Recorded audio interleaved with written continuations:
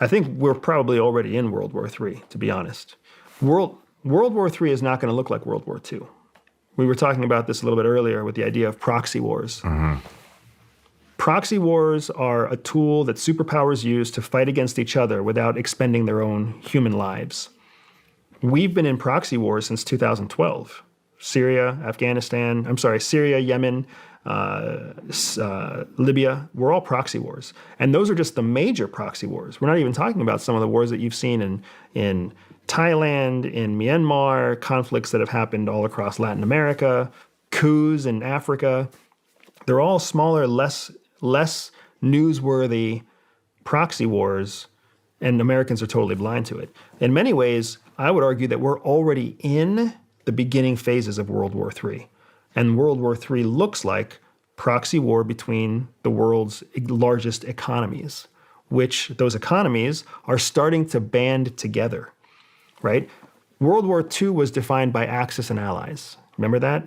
You had Italy and Germany, Nazi Germany, and Japan all working together with some other countries. And then you had the UK and the Americans and the Australians all working together with countries like Russia and China as the allied powers.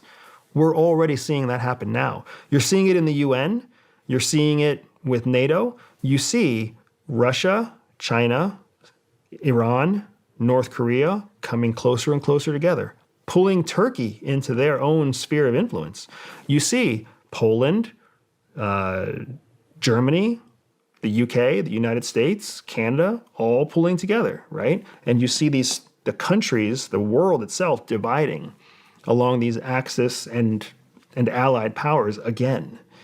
That's, to me, signs that the world is already preparing for a long-term engagement, a long-term war. The war just won't look like nuclear weapons and bombers taking over cities.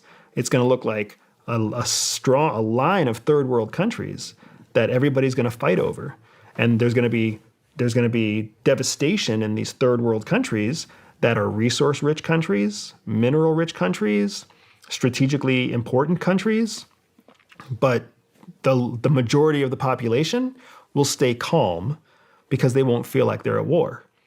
World War I, World War II, you had mass panic, you had hysteria. People were terrified all the time. Children hiding under desks because there was a war going on, and everybody could use that word. We've grown. Governments have grown much smarter since then. They don't want people talking about war. They want people worried about nuclear weapons because that makes you support your own government. But as soon as you're at war, we learned in Vietnam, the people can turn against their government. No government wants that. Freedom!